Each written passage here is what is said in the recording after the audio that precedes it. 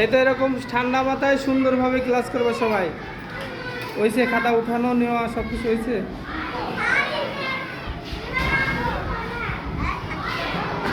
এই ক্লাস কেমন লাগতেছে বলো তো?